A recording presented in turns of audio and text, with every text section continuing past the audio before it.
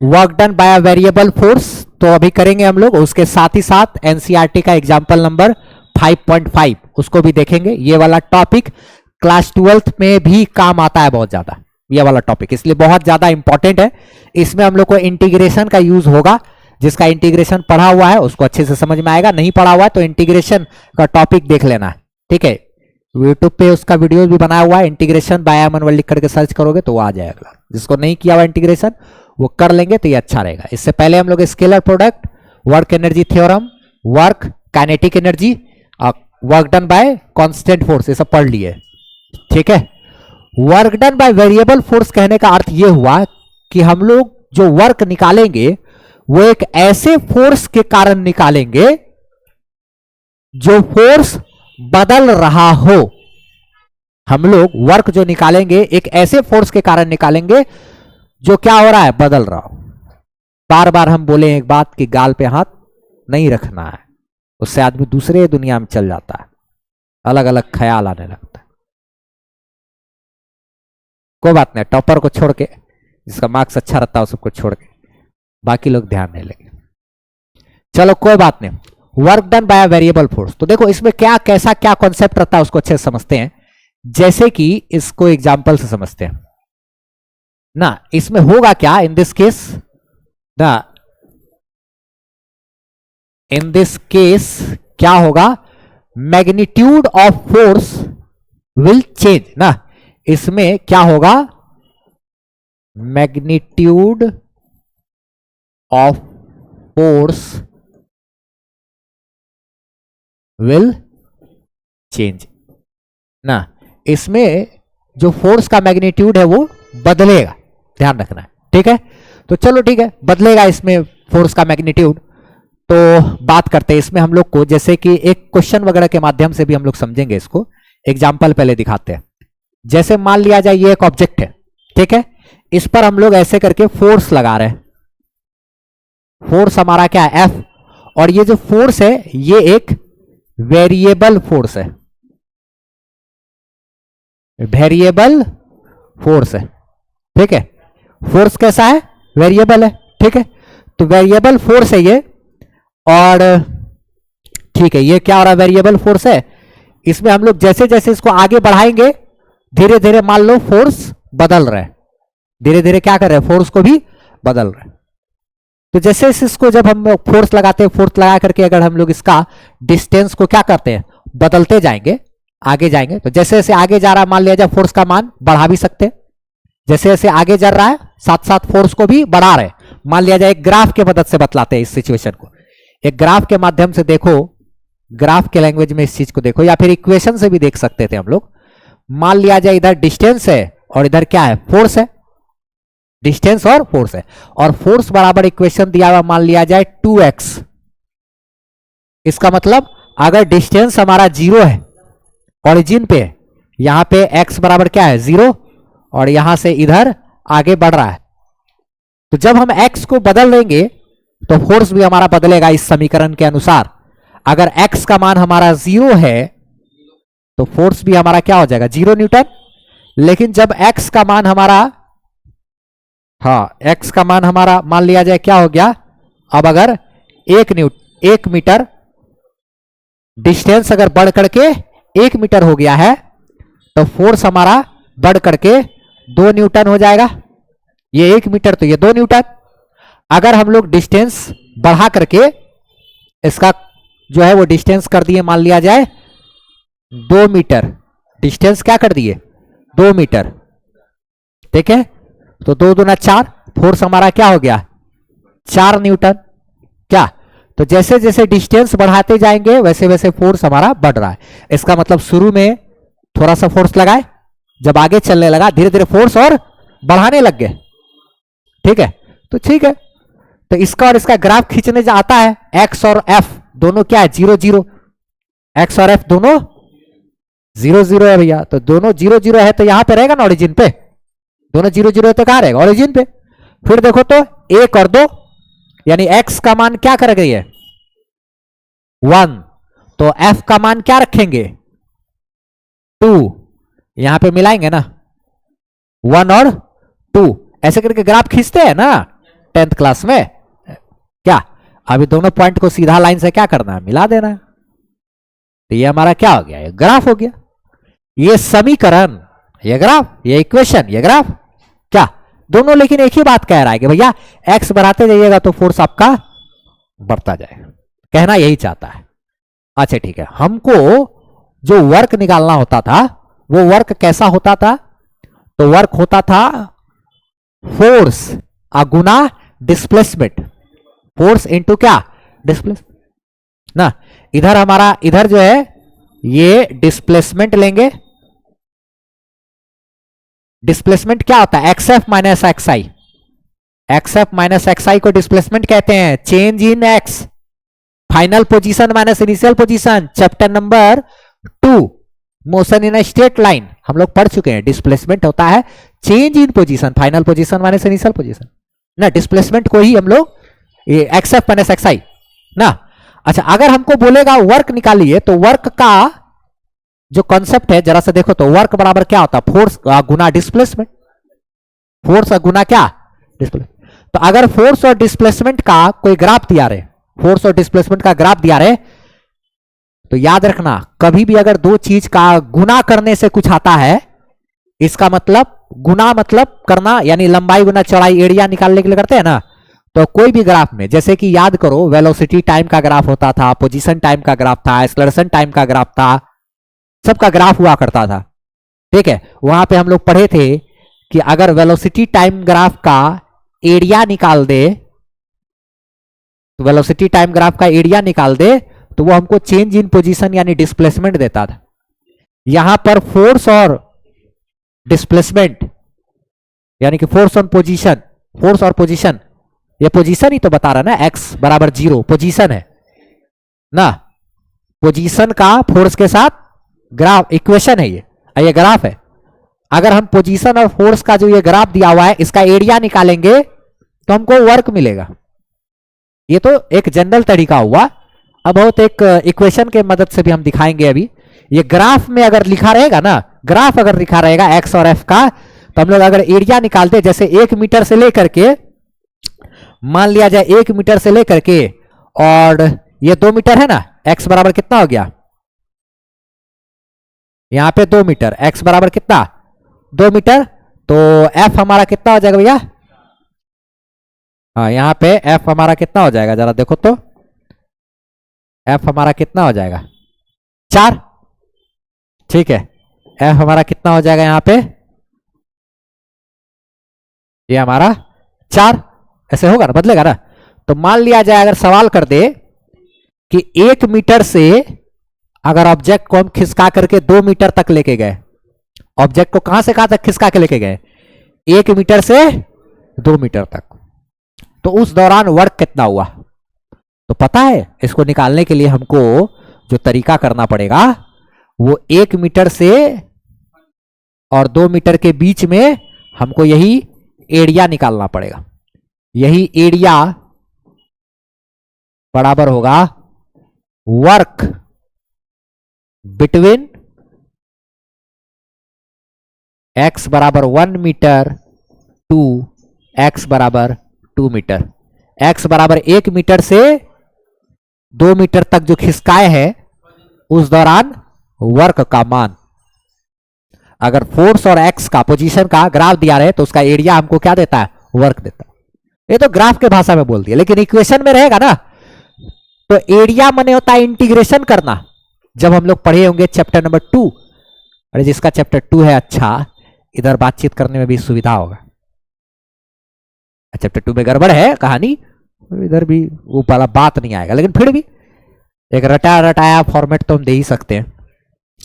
चलो देखो, कोई भी फोर्स का डिस्प्लेसमेंट के साथ, पोजीशन के साथ ग्राफ दिया रहे, एरिया निकालेंगे तो वो हमको क्या दे देगा, वर्क।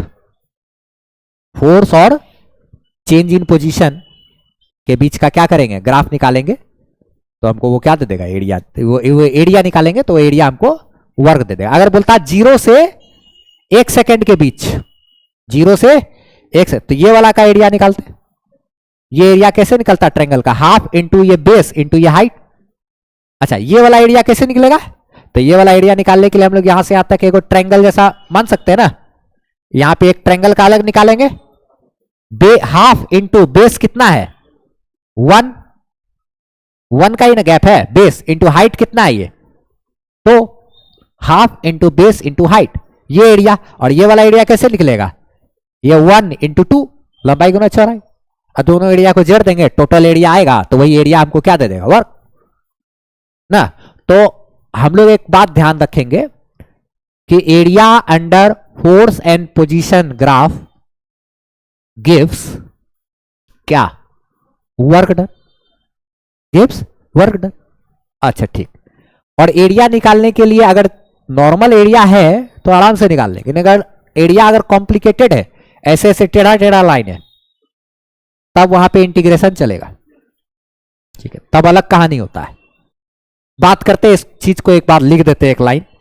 तो यहां पर ये वाला जो इक्वेशन था, ये इक्वेशन तो एक लीनियर इक्वेशन था मेरा, लीनियर इक्वेशन रैखिक समीकरण, तब ना सीधा लाइन बना, लीनियर इक्वेशन था रैखिक समीकरण था तो सीधा लाइन बना, सीधा लाइन बना, फोर्स और एक्स में सीधा रिलेशन, तो ये स्ट्रेट लाइन ग्राफ बन गया हमारा। यहां तो एरिया उरिया निकालना इसमें आसान होता है, यहां एरिया निकालना बहुत आसान है, इसलिए कर लेंगे हम लोग अपना ज्योमेट्री वगैरह लगा करके।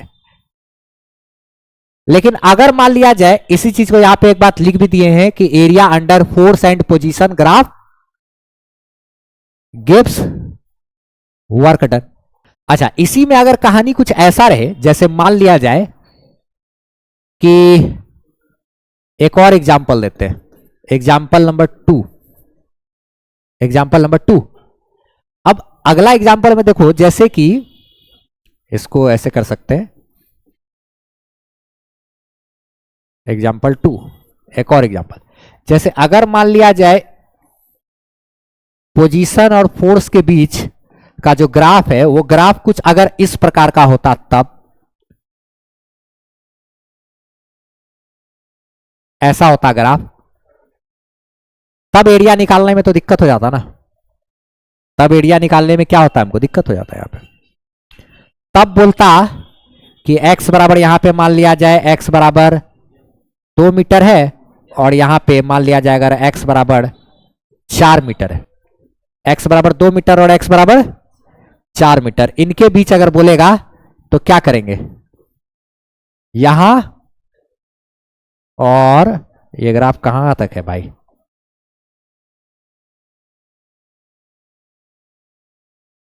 ऐसे ग्राफ है, ठीक है, यहां के बीच बोला है ना, ये वाला जगह बोला और ये वाला जगह बोला, तो इसी के बीच हमको क्या करना पड़ेगा, एरिया निकालना पड़ेगा, फोर्स इंटू डिस्प्लेसमेंट का। तो जब एरिया निकालना है तो जरा देखो, एरिया निकालना यहां पे हमारे लिए आसान नहीं होने वाला है। यहां पे जो एरिया निकालेंगे, ये वाला एरिया, तो कैसे निकलेगा ये एरिया, ये एरिया निकालने में थोड़ा हमको कष्ट है, ठीक है, यहां से एक लाइन यहां तक खींच दोगे, लेकिन ये फिर इसका बीच का कैसे निकलेगा, कर्व लाइन है ना, तो एक कर्व लाइन रहेगा अगर, तो एरिया निकालने के लिए देखो हमको क्या क्या यहां पे हथियार अपनाना पड़ेगा। ये वाला लाइन है, अच्छा ये बगल में ये वाला लाइन है, ठीक है, अच्छा फिर उसके बाद ये एक है, यानी एक तो इसका एरिया, फिर इसका एरिया, फिर उसके बाद इसका एरिया, फिर उसके बाद इसका एरिया, सबका एरिया धीरे धीरे हमको जोड़ना पड़ेगा एक एक करके, ये एरिया, ये एरिया, ये एरिया, सारा का एरिया हमको क्या करना पड़ेगा, जोड़ना पड़ेगा, ये वाला एरिया, ये वाला एरिया, ये वाला, सबको जोड़ना पड़ेगा, सारा एरिया थोड़ा थोड़ा थोड़ा थोड़ा थोड़ा थोड़ा जोड़ेंगे तब निकलेगा। अब थोड़ा सारा एरिया थोड़ा थोड़ा, ये लंबा ये जो बीच में है जोड़ना, वो कैसे जोड़ेंगे भाई, उस पर आप थोड़ा सा बातचीत करें, तो उसके लिए भी एक तरीका है, देखो बहुत गहराई में चल गए, सिंपल है वो इक्वेशन लिखते तो भी हो जाता। खैर चलो, एनसीईआरटी में जैसे है, चलो इसमें अब इसका क्या करना है, हमको कर्व निकालना है। तो अब देखो, तो ये सब का, ये वाला नीचे वाला हिस्सा सबका तो सेम है, इस छोटा सा x, छोटा सा x, सारा ये क्या है, ये छोटा छोटा dx, ये थोड़ा सा ये क्या है हमारा, इसको क्या बोलेंगे, ये सब का है, वैसा ही सब का ये बेस, अरे कोई आयत जैसा है ना, रेक्टेंगल जैसा दिख रहा है ना लगभग लगभग, तो रेक्टेंगल माने क्या, उसका एरिया निकालने का क्या फॉर्मूला होता है, लंबाई गुना चौड़ाई, लंबाई गुना क्या, चौड़ाई। तो चौड़ाई सबका डीएक्स डीएक्स डीएक्स डीएक्स का ही काटे हैं उसी बराबर, तो सबका चौड़ाई कितना हो गया, डीएक्स, सबका चौड़ाई डीएक्स। और ठीक है, और सबका जो लंबाई का अगर बात करेंगे, सबका आप क्या करेंगे, लंबाई लेंगे। तो अब देखो, तो लंबाई में इसका थोड़ा अलग, इससे हल्का, इसका हल्का डिफरेंस कर रहा है, इसमें और इसमें बस जरा सा का फर्क है, इसके जस्ट एकदम बगल में होगा ये, और उसके जस्ट बगल में ये वाला, ठीक है। तो अब हमको ये क्या करना पड़ेगा, ये तो चौड़ाई हमारा इधर का एक्स हो गया, लेकिन इधर हमारा क्या है, फोर्स है, ऊपर की तरफ इधर क्या है, फोर्स। तो जब फोर्स लेंगे तो ये वाला डंटा और ये वाला डंटा दोनों का लंबाई को लगभग बराबर मानेंगे, क्या कि ये दोनों डंटा क्या है, आपस में एकदम करीब है, तो इसका और इसका लंबाई लगभग बराबर होगा। तो ये हमारा फोर्स देगा, ये वाला dx, फोर्स इंटू dx, लंबाई गुना चौड़ाई, लंबाई गुना चौड़ाई, ये एरिया होगा, एक ठोका एरिया, एक ठोका एरिया जो निकालेंगे, एरिया बराबर एगो फोर्स इंटू क्या करेंगे, dx, डॉटे प्रोडक्ट रहता है दोनों का, गुना करेंगे, क्योंकि ये डिस्प्लेसमेंट एक वेक्टर क्वांटिटी है, फोर्स भी एक वेक्टर क्वांटिटी है। जब दो वेक्टर का गुना हो रहा होता है तो दो प्रकार का गुना करते हैं, या तो क्रॉस वाला गुना कीजिए या तो डॉट वाला गुना कीजिए। वर्क में हम लोग जानते हैं डॉट वाला गुना रहता है ना, तो इन दोनों का क्या करेंगे, डॉट वाला गुना करेंगे। तो ये एक ठो आएगा, ऐसा ऐसा ढेर सारा सिलेंडर है, मतलब ढेर सारा, सॉरी रेक्टेंगल है, ऐसा ढेर सारा, सबको क्या करेंगे, जोड़ेंगे। सबको जोड़ने के लिए जो तरीका होता है वो इंटीग्रेशन इस्तेमाल करते हैं, एक मशीन है हमारे पास, क्या, इंटीग्रेशन। और यही एरिया हमको, यही चीज हमारा क्या दे देगा, वर्क। हम चाहते थे डायरेक्ट लिख सकते थे, वर्क का फॉर्मूला होता है एफ डीएक्स का इंटीग्रेशन, एक लाइन में कहानी खत्म। वर्क निकालने का एक फॉर्मूला होता है एफ डॉट डीएक्स का इंटीग्रेशन, वर्क निकालने का एक फॉर्मूला होता है एफ डॉट डीएक्स का क्या, ये भी एक लाइन बोल करके पढ़ाई स्टार्ट कर देते हैं, कोई दिक्कत नहीं था, ठीक है, वो भी चलता है। लेकिन फिर भी लोग एनसीईआरटी पढ़ा ये वो, तो हर चीज में कैसे कैसे क्या क्या है उस पर अगर जाए तो कंफ्यूजन ना हो, समझ में आए थोड़ा थोड़ा, इसलिए हम लोग ये सब बात किए। तो इसीलिए जो वर्क का फॉर्मूला हो गया वो integration of F dot DX, और इसमें एक्स हमारा बार बार बदल रहा है, तो एक लिमिट वाला इंटीग्रेशन पढ़े थे, एक्स का मान न्यूनतम कहां है 2 और अधिकतम कहां है 4, तो ये एक्स का इनिशियल पोजीशन और एक्स का फाइनल पोजीशन, ये हमारा, ये सारा टर्म ये इंटीग्रेशन करेंगे तो यही हमको क्या देगा, वर्क। ये हमारा क्या है, इनिशियल पोजीशन, और ये क्या है, फाइनल पोजीशन, और ये हमारा फोर्स, और ये वेरी स्मॉल डिस्प्लेसमेंट ना, और ये बीच में क्या हो रहा है, डॉट प्रोडक्ट, ये तो बीच में क्या हो रहा है, डॉट प्रोडक्ट। अब इस फॉर्मूला का यूज करके दिखाते हैं, इस फॉर्मूला का यूज कैसे होता है, ठीक है, उस पर रिलेटेड अब एक छोटा सा सवाल पे लेकर आते हैं, बेसिक सा, ठीक है, और क्वेश्चन से फिर हम लोग का वो फॉर्मूला इस्तेमाल करना सीखेंगे। और जो वो फॉर्मूला है वही फॉर्मूला डिट्टो एकदम 12th में आता है, वहां पे एक बड़ा सा डेरिवेशन करना होता है हम लोग को, ठीक है, और उस डेरिवेशन में इसी फॉर्मूला का यूज करते हैं हम लोग, ठीक है। क्वेश्चन दिखाते हैं क्या है, चलो देखो एक क्वेश्चन दिखा रहे हैं सामने में, क्वेश्चन एक, ठीक है, इसको हम लोग डील करते हैं पहले, ठीक। इसमें क्या है, जैसे कि बोला कि एक फोर्स है जो किसी ऑब्जेक्ट पे लग रहा है और उसके कारण उसका पोजीशन बदल रहा है, इक्वेशन दिया हुआ है F बराबर 3x² इस इक्वेशन के हिसाब से, और हमको वर्क डन बताना है x बराबर 2 मीटर से, यदि x बराबर 4 मीटर तक ऑब्जेक्ट को खिसकाए हैं तो उस दौरान कितना वर्क होगा। यही सेम चीज अगर करने आ रहा है तो VBI फॉर 12th, सेम चीज कर रहे हैं अगर, तो हमको चैप्टर 2 में एकदम VBI ये एकदम सेम चीज करेंगे हम लोग 12th में। तो अब देखो यहां पे क्या है, तो हम लोग को वर्क निकालने बोला ना, तो क्या फॉर्मूला है, integration of F dot D x. ठीक है, लिमिट कहां से कहां तक भाई, 2 से लेके कहां तक, एक्स आई और एक्स एफ है ना, तो वही लिख देते पहले, एक्स आई से लेके कहां तक, एक्स एफ, इनिशियल पोजीशन से फाइनल पोजीशन। यहां पे हम लोग का ये इनिशियल पोजीशन और ये फाइनल पोजीशन, तो वर्क डन बराबर, ये टोटल इसमें जाने हम लोग ना, इनिशियल पोजीशन फाइनल पोजीशन, सारा फॉर्मूला वही बात लिखे हैं यहाँ पे। तो देखो तो क्या इसको फॉर्मूला को फिर से जो लिखेंगे तो हम क्या लिखेंगे जरा देखो तो, वर्क बराबर इंटीग्रेशन, इनिशियल पोजीशन कहां है भाई 2 मीटर, फाइनल पोजीशन कहां है 4 मीटर। अच्छा, फोर्स का इक्वेशन क्या दिया हुआ है, अच्छा ठीक है, तो फोर्स हमारा एक्स के तरफ, एक्स एक्सिस के तरफ लग रहा है, और डिस्प्लेसमेंट भी हमारा dx का एक्स, दोनों एक ही है, तो दोनों के बीच का एंगल हमारा 0 डिग्री हो जाएगा। यानी कि या तो डायरेक्ट तुम इस इक्वेशन को यहां बैठा दो, dx कर दो, इंटीग्रेशन काम हो जाएगा, नहीं तो दोनों फोर्स एक्स एक्सिस की तरफ ही लग रहा है, तो यहां पे f dx cos 0 degree, cos 0 होता है 1, ये हमेशा ये अक्सर खत्म हो जाता है। यहां पे फोर्स और डिस्प्लेसमेंट दोनों एक ही डायरेक्शन में, इसलिए दोनों के बीच का एंगल 0 डिग्री लेंगे, तो cos 0 1 होता है। तो हमारा यहां पे यही चीज वर्क बराबर इंटीग्रेशन ऑफ 2 4 और f dx बचेगा सिर्फ। देखो फोर्स लग रहा है अलोंग एक्स एक्सिस ना, तब ना x बढ़ रहा है तो क्या फोर्स बढ़ रहा है, ये इक्वेशन यही कह रहा है, x बढ़ेगा तो फोर्स बढ़ेगा, साफ इससे देख के ही समझ में आ रहा है ना। तब और ऑब्जेक्ट हमारा 2 मीटर से कहां गया है 4 मीटर की तरफ, 2 से 4 की तरफ गया, यानी डिस्प्लेसमेंट एक्स एक्सिस की तरफ हो रहा है, और फोर्स भी एक्स एक्सिस की तरफ लग रहा, तब ना डिस्प्लेसमेंट हमारा एक्स एक्सिस की तरफ हुआ, 2 मीटर से 4 मीटर की तरफ 5 पहुंचा। अगर हमारा 2 मीटर से -3 मीटर तक पहुंच जाता, तब एक्स एक्सिस के उल्टा लग रहा होता फोर्स। ठीक है, तो खैर ये 2 मीटर से x बराबर 2 मीटर से x बराबर 4 मीटर तक गया, यानी कि जिधर x है x उसी की तरफ फोर्स लग रहा है, तब ना 2 मीटर से 4 मीटर उधर आगे डायरेक्शन जा रहा है। अच्छा यहाँ तो ठीक है, चलो फोर्स डिस्प्लेसमेंट एक ही डायरेक्शन, cos 0 12th में जब करेंगे ना तो यही एंगल 180 डिग्री होगा फोर्स और डिस्प्लेसमेंट के बीच का।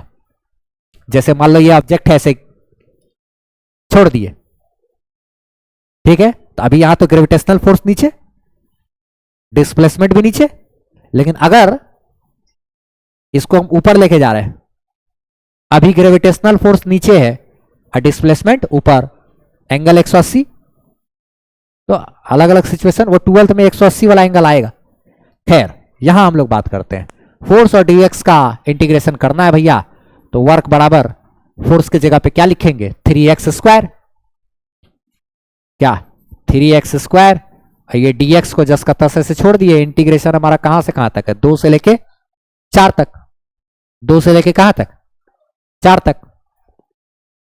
अच्छा वर्क बराबर इसका देखो तो क्या क्या है, इंटीग्रेशन कैसे करते हैं, x के रिस्पेक्ट में करना है, x के पावर में यहां क्या है 2 है, पावर में क्या करेंगे एक ऐड करेंगे, जो इंटीग्रेशन पढ़े हो उसके लिए तो ठीक है भैया, जो नहीं पढ़े उसको इंटीग्रेशन पढ़ना पड़ेगा, यूट्यूब पे सर्च कर लेना integration by M N word, direct 5 minute भी 10 मिनट भी क्लास देख लोगे उसका तो हो जाएगा।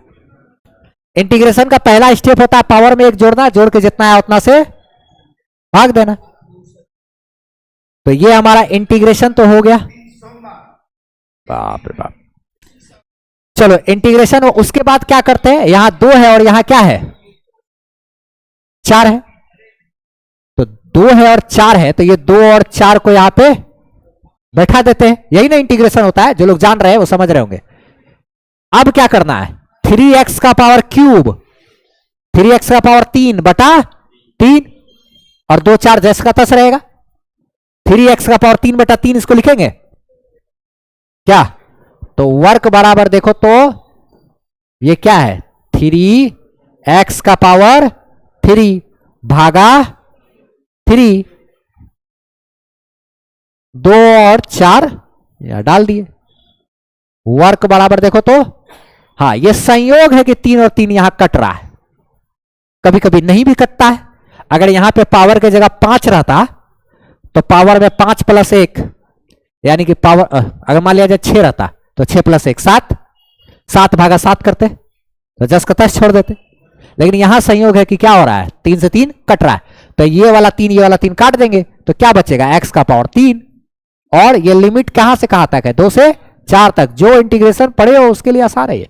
x की जगह एक बार ऊपर वाला बैठाएंगे, ऊपर वाला मतलब कौन, x की जगह पे एक बार 4 बैठाएंगे, यानी कि 4 का पावर 3 माइनस x की जगह पे नीचे वाला यानी कि 2 का पावर 3। अब वर्क बराबर 4 का पावर 3 माने 4 × 4 × 4, 4 × 16 × 64 माइनस 2 का पावर 3 यानी 2 × 4 × 8, 2 को 3 बार गुना किए 8, तो ये कितना हो गया जी, 8 × 7 = 56, 56 हुआ ना, 56 जूल हमारा क्या हो गया आंसर। क्या, तो ये हम लोग एक क्वेश्चन किए, ठीक है। सेम इसी तरह का क्वेश्चन रहता है जो हम लोग को बनाना है, ठीक है। एक हम होमवर्क देते हैं जिसको सॉल्व करना है तुम लोग को, ठीक है। उसके बाद हम लोग फिर ये एनसीईआरटी का क्वेश्चन करेंगे। पहले एक होमवर्क देखा जाए इसी पर आधारित, सेम टू सेम जो पढ़े हम लोग उस पर आधारित ये क्वेश्चन है, ठीक। सेम टू सेम उसी जैसा जैसा ये क्वेश्चन था उसी पर आधारित ये वाला क्वेश्चन, ठीक है।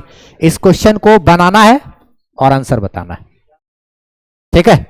इसको सॉल्व करके लेकर के आना है क्लास में, ठीक है।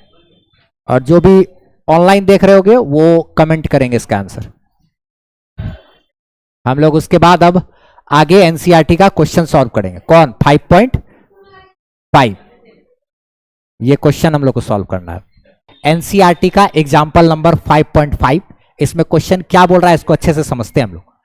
क्वेश्चन ये बोल रहा है कि एक वुमेन है जो कि पुश कर रही है ट्रंक को रेलवे प्लेटफॉर्म पे, जो कि रफ है सरफेस, रफ सरफेस है, उस पर एक ये ट्रंक को क्या कर रही है, वो पुश कर रही है ना। इस तरीके से एक ट्रंक यहां पर रखा हुआ है और इसके ऊपर वो फोर्स लगा रही है एक वुमेन।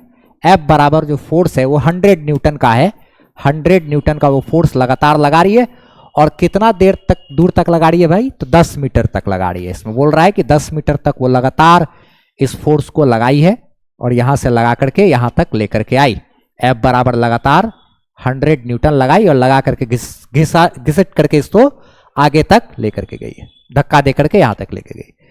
तो ये इसमें सटा हुआ है, तो क्या हो रहा होगा कि पीछे की तरफ तो घर्षण का बल काम कर रहा होगा, पीछे की तरफ इसमें क्या काम कर रहा होगा, फ्रिक्शन।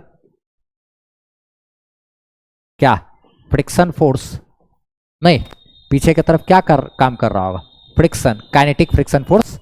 इसलिए F के लिए, क्योंकि उधर खिसक रहा है तो पीछे की तरफ फ्रिक्शन काम कर रहा है। अच्छा ठीक है, फ्रिक्शन काम कर रहा है, तो 100 न्यूटन का फोर्स लगा के लगातार यहां तक लेके आए। उसके बाद क्या हो रहा है आगे का कहानी सुनो। तो ये 10 मीटर तक ये यहां से यहां तक लेके गए। उसके बाद उसका जो फोर्स है यहां से यहां तक लेके गए, उसके बाद क्या हो रहा है कि देयर आफ्टर यहां तक आने के बाद क्या हो रहा है, C gets progressively tired and her applied force reduces linearly with distance to 50 newton. फिर यहां के अब तक लाते लाते वो थक गई। उसके बाद जो है उसका क्या हो रहा है, जो ये फोर्स लगा रही है वो फोर्स का मान धीरे धीरे घट रहा है डिस्टेंस के साथ। तो जैसे जैसे आगे बढ़ते गई क्या हो रहा है, जो अप्लाइड फोर्स है वो 100 न्यूटन से घटते घटते घटते घटते घटते घटते 50 न्यूटन हो गया, क्योंकि आगे जाते जाते वो थक रही थी। तो अब यहां से लेकर के अगला जो दूरी गई है उस दौरान जो फोर्स लगा है यहां से जो यहां तक आया, ठीक है ब्लॉक, उस दौरान जो फोर्स लगा, अब यहां से यहां तक ना फोर्स का मान लगातार घटते घटते घटते घटते हमारा क्या हो गया, फोर्स का मान फाइनली यहां पर आकर के कितना हो गया, F बराबर 50 न्यूटन। फोर्स का मान धीरे धीरे क्या हो रहा है, घट रहा है, और घटते घटते घटते घटते फोर्स का मान कहां तक आ गया, 50 न्यूटन तक आ गया।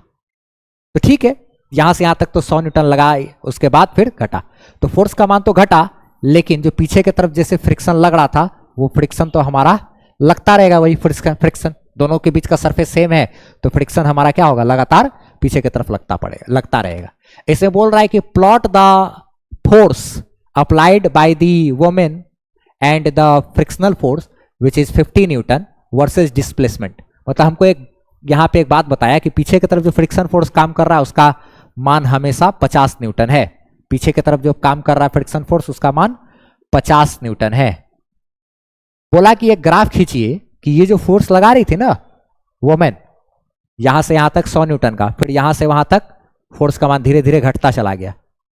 तो ये जो फोर्स लगा रही है, फोर्स का डिस्टेंस के साथ एक ग्राफ खींचिए। टोटल डिस्टेंस ये चला है वो है 20 metre. The total distance through which the trunk has been moved is 20 metre, यानी कि यहां से यहां तक 10, तो यहां से यहां तक भी 10 मीटर चला। तो हमको बताना है कि इस फोर्स जो कि यहां से यहां तक 100 न्यूटन है, उसके बाद यहां से यहां तक धीरे धीरे घटा है हमारा, तो इस फोर्स, अप्लाइड फोर्स और इस डिस्टेंस के बीच एक ग्राफ खींचना है। साथ ही साथ ये जो फ्रिक्शन फोर्स पीछे काम कर रहा है उसके और डिस्टेंस के बीच ग्राफ खींचना है। ठीक है, तो बहुत आसान है, इसमें हम लोग कर लेंगे। देखो कोई ये नहीं है। जैसे कि अगर मान लिया जाए ये ग्राफ है, ये है हमारा F, ये क्या है? Applied force, applied force. ठीक है, तो यहां पे हम लोग इसको इस तरफ ले लेते हैं। हाँ, तो क्या लिख दिए, यही वहां पे बना दिए कि अप्लाइड फोर्स उधर है और इधर क्या है? डिस्टेंस। इसके बीच हमको क्या करना है? ग्राफ खींचना है। तो चलो ग्राफ खींचते हैं हम लोग, बहुत आसान है। तो ग्राफ खींचेंगे, इसमें कैसे कैसे क्या क्या चीज करेंगे तो जरा देखा जाए। तो 0 से लेकर के x बराबर यहां क्या है? 0 से लेकर के 10 मीटर तक फोर्स लगातार लगा है। कितना? 100 न्यूटन का फोर्स लगातार कितना न्यूटन का लगा है? 0 से 10 मीटर तक 100 न्यूटन का। तो फोर्स का मान जो है वो 0 से 0, यहां पे तो 0 है ना, 0 से लेकर के कहां तक? x बराबर 10 मीटर तक जो हमारा फोर्स काम किया है वो फोर्स हमारा कितना है भैया? एक लगातार फोर्स लगा है और उस लगातार फोर्स का मान कितना है? 100 न्यूटन। 0 से 10 मीटर तक फोर्स लगातार लगा है कितना? 100 न्यूटन। उधर जो फोर्स लग रहा है वो पॉजिटिव ले रहे हैं, इधर जो फोर्स लगेगा फ्रिक्शन का वो निगेटिव होगा। तो ठीक है, अब उसके बाद क्या हो रहा है? यहां के बाद क्या कहानी हुआ? यहां के बाद जो फोर्स है वो डिस्टेंस के साथ घटना शुरू हुआ और घटते घटते 50 न्यूटन आ गया और लीनियरली घट रहा है। लीनियरली का मतलब स्ट्रेट लाइन, सीधा लाइन में घट रहा है। तो हमारा इसके बाद यहां के बाद फोर्स धीरे धीरे घट रहा है। घटते घटते कहां तक आया फोर्स? घट करके अब यहां पे जो फोर्स का मान हो गया, अब कितना हो गया भैया? 50 न्यूटन। अब फोर्स का मान घटते घटते कितना हो गया? 50 न्यूटन। तो हम तो ग्राफ खींच दिए, फोर्स का डिस्टेंस के साथ ये ग्राफ हमारा हो गया यहां से यहां तक। ठीक है, 100 चला, उसके बाद धीरे धीरे फोर्स का मान घटते घटते 100 से कितना हो गया? 50 हो गया। अब हमको बोला था किसके बीच? फ्रिक्शन के बीच भी ग्राफ खींचने के लिए बोला था इसी में ना। क्या बोला था कि plot the force applied by the women and the frictional force which is इतना न्यूटन वर्सेस डिस्प्लेसमेंट का ग्राफ। तो फोर्स का ग्राफ तो खींच लिए, अब फ्रिक्शन फोर्स का ग्राफ खींचेंगे। फ्रिक्शन फोर्स जो है, फ्रिक्शन फोर्स को हम लोग अलग कलर से ले लेते हैं। ठीक है, ये मान लिया जाए इधर हो गया। तो अब फ्रिक्शन फोर्स जो काम करेगा तो वो फ्रिक्शन फोर्स तो हमारा इस तरफ लग रहा है, पीछे की तरफ। पीछे की तरफ जो फोर्स होगा वो कौन सा? निगेटिव फोर्स है, गति को रोकना चाह रहा है। तो निगेटिव फोर्स का मान, यानी फोर्स का मान क्या है? निगेटिव में है। ठीक है, और निगेटिव में तो है। तो अच्छा देखो, ये 100 का मतलब इतना, 50 का मतलब इतने तो दूरी ना, तो इधर भी हम लोग इतने तो दूरी लेंगे लगभग। उधर 50, फ्रिक्शन फोर्स जो पीछे काम कर रहा है वो कितना काम कर रहा है? 50 न्यूटन। तो 50 न्यूटन का फ्रिक्शन फोर्स है, तो यहां से इधर थोड़ा सा इतना दूरी, तो यहां से इधर भी हमको थोड़ा सा इतना दूरी पे यहां पे हमको दिखाना पड़ेगा कि ये क्या है? -50 न्यूटन। और ये है क्या भैया? Friction force. चल रहा है तो काइनेटिक फ्रिक्शन फोर्स ना। तो अच्छा ठीक है, तो ये तो स्ट्रेट लाइन में एकदम काम करेगा। टोटल 20 मीटर तक गया ना। यहां पे क्या है? x बराबर 20, 20 मीटर तक टोटल चला है। तो हमेशा फोर्स हमारा कैसा रहेगा? निगेटिव में। फ्रिक्शन फोर्स निगेटिव में रहता है उसके इस तरफ, पीछे की तरफ। तो ग्राफ हम खींच दिए, हमारा काम ग्राफ का हो गया। आगे फिर क्या बोल रहा है कि calculate the work done by the two forces over 20 metre. जो 20 मीटर तक यहां से यहां तक चला, उस दौरान दोनों फोर्स के कारण वर्क कितना हुआ हमको बताना है। ठीक है, तो दोनों फोर्स के कारण वर्क बताना है। तो फोर्स का जब डिस्टेंस के साथ, पोजीशन के साथ ग्राफ दिया रहता है, तो हम लोग जानते हैं, अभी अभी पढ़े हम लोग कि इन दोनों के बीच का क्या, अगर जो ग्राफ दिया रहता है उसका एरिया अगर निकाल देंगे तो एरिया हमको वर्क देता है। तो एरिया निकालते हैं हम लोग। एरिया निकालना कोई बहुत ज़्यादा भी टफ नहीं है। यहाँ पे हम लोग एरिया पे अगर काम करें तो पहले हम लोग इस अप्लाइड फोर्स के कारण जो एरिया है उसको निकालते हैं। तो अप्लाइड फोर्स के कारण जो एरिया है वो देखो क्या क्या एरिया आएगा। पहले तो ये एरिया होगा क्या, है ना, ये रेक्टेंगल वाला, ठीक है। तो ये जो बड़ा वाला एरिया है, जैसे मान लीजिए इसका नाम रख देते हैं ए बी सी और ओ, और इस वाला का फिर यहाँ पे एक अलग एरिया है, इस वाला को भी एरिया को निकालेंगे। ये वाला जो एरिया है उसको थोड़ा सा अलग कलर में हम दिखाते हैं। ये वाला जो एरिया होगा ये हमारा ये वाला, और इसका नाम हम रख देते हैं ये सी है ना, ये मान लिया जाए एम है, ये मान लिया जाए एन है ना। तो इसका एरिया प्लस इसका एरिया, दोनों का एरिया निकाल देंगे तो हमको फोर्स जो लग रहा है उसके कारण वर्क कितना हुआ वो निकल जाएगा, ठीक है। इसको ए बी से कर देते हैं हम लोग। मान लिया जाए ए में वर्क डन ना by applied force by women, ठीक है। वोमेन के द्वारा जो लग रहा है ना, वोमेन के द्वारा, उस औरत के द्वारा जो फोर्स लगाया गया उसके कारण जो वर्क डन निकालना है, तो उस वर्क डन बराबर क्या फॉर्मूला होगा, एरिया ना, एरिया ऑफ कौन सा, A B C O, area of A B C O plus area of कौन सा, वो वाला है ना, पैरेललोग्राम है वो ना, एरिया ऑफ कौन सा है भैया, बी सी एन एम, क्या, बी सी एन एम, दोनों का एरिया को जोड़ेंगे तो वर्क डन बराबर ये एरिया हमारा, ये वाला तो लंबाई गुना चौड़ाई 100 गुना 10, क्या, तो 100 गुना 10 ये हमारा क्या 1000 प्लस ये वाला एरिया हमको कैसे निकलेगा ना, इसका फॉर्मूला क्या होता है एरिया का, half into sum of parallel lines, दो समानांतर लाइन का जो योग ना, यानी कि ये कितना है भैया 100 और ये क्या है 50, तो यानी कि 100 प्लस 50 इंटू ये वाला बेस, ये वाला क्या है यहाँ से आता है 10 है ना है, तो ये हम लोग क्या कर देंगे 10 से गुना कर देंगे। तो ये हमारा कितना आ रहा है, तो ये हो गया 1000 प्लस ये हो गया ये हमारा कितना 150 है ना, ये 150 भागा 2, 150 भागा 2 होता 75, 75 गुना 10 750, 750 प्लस 1000 मिल करके हो गया क्या 1750 जूल, ये हमारा एक आंसर हो गया, ठीक है। तो एक आंसर हुआ। अब हमको जो निकालना है वो वर्क डन बाय क्या निकालना है, फ्रिक्शनल फोर्स। तो work done bye frictional force अगर हम निकालेंगे तो उसको जरा देखो हम लोग कैसे यहाँ पे कैलकुलेट करेंगे ना। बी नंबर में हम लोग ना work done bye frictional force, work done bye frictional force बराबर एरिया ऑफ कौन सा, एरिया में इसमें हम लोग सबका नामकरण करते हैं, ये तो ओ है, ठीक है, और ये वाला पॉइंट क्या है एन है, तो ओ एन, और इस पॉइंट का नाम यहां से यहां तक ऐसे घेरेंगे और ये वाला एरिया हम निकालेंगे, है ना। तो ये हम लोग मान लेते हैं पी और इस पॉइंट का नाम रख देते हैं एस, एरिया ऑफ कौन सा O N P S, O N P S, ये वाला नीचे का एरिया निकालेंगे तो ये हमको दे देगा वर्क बराबर एरिया कितना है भैया, ये वाला एरिया लंबाई गुना चौड़ाई, यहां से यहां तक 20 और ये क्या है 50, तो 50 गुना 20 ये, अच्छा एक बात और, इसमें माइनस है ना तो माइनस साइन के साथ लेंगे, -50 गुना क्या करेंगे 20 बराबर ये कितना हो गया 5 दूना 10, 1000 माइनस 1000 जूल, ये भी हमारा एक आंसर हो गया। इस प्रकार हम लोग सॉल्यूशन कर लिए क्या 5.5 का। इसमें हम लोग एक चीज जाने कि फ्रिक्शन के कारण जो वर्क आएगा वो वर्क हमारा कैसा होगा, निगेटिव वर्क होगा। हम लोग जाने ना -1000 जूल, क्योंकि हम लोग वो जो ब्लॉक को इधर धकेल रही थी तो पीछे फ्रिक्शन फोर्स लग रहा था, वो निगेटिव वर्क डन हुआ, ठीक है। तो उम्मीद करते हैं ये वाला कॉन्सेप्ट क्लियर हुआ होगा, ग्राफ और डिस्टेंस का बीच का।